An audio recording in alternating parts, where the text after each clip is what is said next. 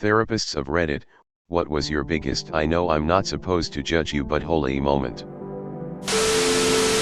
I work at a residential group home. We had a kid who we had admitted about 4 months prior, when in a family session they mentioned they had parasites.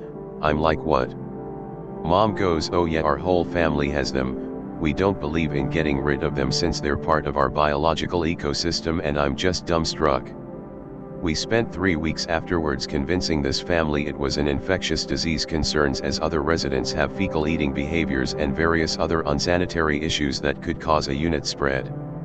3 weeks of education, planning, and worst of all convincing this kid and mother that their IQ wouldn't drop because they had agreed to irradiate the parasites. Lots of CBT work, but Jesus, it took way longer than any of my team expected. I was counseling a 13-year-old girl for anxiety and she reported sexual abuse from her stepdad. I called her mom and told her mother I needed to call Child Protective Services. Turns out that CPS was already aware and the abuse was first reported around the patient's age 7. Mom was aware of the abuse and stayed with her husband anyway.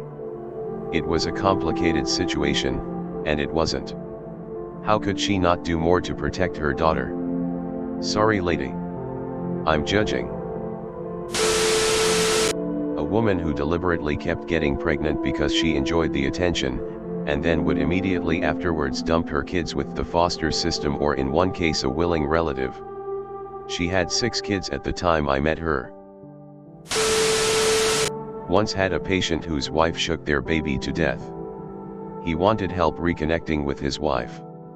At the time I was a young father of a newborn myself, and he triggered a lot of fear in me for my own child, a deep loathing of his spouse, and pity, the how pathetic kind, for the patient. I tried for 3 sessions, met his spouse and everything before handing the case over to my supervisor, who knew about my initial reactions, and tried to help me through it. Unfortunately, it ended up being more about my feelings than his, and I was new to the profession at the time. These things are expected to crop up from time to time, but I was still taken aback by my own reactions. It's not often I get to talk about my profession, but here goes. I was working at a drug and alcohol rehabilitation center and had a client come in who was a self-proclaimed drug lord. As we worked together, he told me about his history.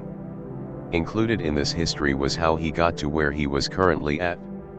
During the conversation, this man admitted to selling his sister into beep slavery, forcibly injecting her with several sedatives and narcotics, and having several people teach her a lesson. What this meant, he never shared. He told this story with a blank face, smiling only when he recalled the good times, which he referred to as times when he had enough heroin to get through the day. I'm not sure where he is at now, but this man inspired me to work with victims of sex trafficking, because not only do they deal with the stigma of selling their bodies, they often manage drug addictions. People would honestly be floored if they realized how many people were addicted to chemicals that they were forcibly given. I was once in my psychiatrist's office, a bi-monthly, 15 minutes med check. She asked me what was going on, more as conversation. I told her that in the last 6 weeks, my 3 elders, aunt and 2 uncles, I was guardian/conservator for, had died one right after the other. My wife had a heart attack. My daughter attempted suicide. And my mom broke her hip and had laid on her floor for a week before being found. She drank and ate from the dog's bowls. I got that call within 10 minutes of setting up the last funeral. She stopped the meeting, got on the phone with a therapist in the office next to her and had her postpone her next meeting to speak with me. I was so screwed up, I had no idea. I think she saved my life. Here's my most recent one. As the pandemic worsened here in the US and more lockdowns are on their way, one of my most extroverted clients and I brainstormed ways to meet her social needs while remaining safe. The following week she cancelled her session and told me that she's positive for COVID after attending an orgy, which definitely wasn't one of our ideas. I let out the deepest, most defeated sigh after I hung up the phone. When I was underage, I got caught with a drink on Bourbon Street and got a minor in possession. I was telling my therapist about it, and said that the police caught me with a hand grenade in New Orleans.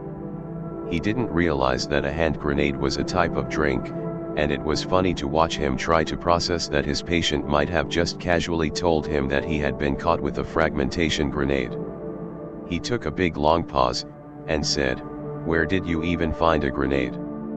I realized the misunderstanding quickly and corrected him. But for a moment he definitely was thinking, how do I deal with this?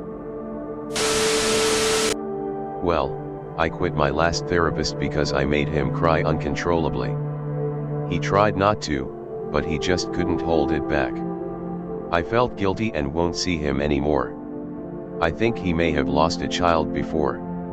I described watching my aunt grieve over her son's body. I felt so much pain losing him, but was explaining how watching my aunt was dramatically worse. The details about her is what made him lose it. I could tell he was reliving something inside his own head. Therapist here. To piggyback on what others have said, it is highly unlikely for me to have moments where I judge my clients. It happens sometimes, but I'm able to shut down those thoughts quickly in my head and return to being present for the people I see. People are so incredibly complex that my judgment wouldn't have any meaning anyway, and it doesn't have a place in our work together. I will admit though, something that does get me feeling a little salty is when I have a client's parent that attempts to sabotage the therapeutic relationship I have with their child, or pulling them out of therapy entirely when some of the things we talk about challenges some potentially unhealthy family dynamics. I don't feel anger toward the parents, mostly I feel bad for the kid.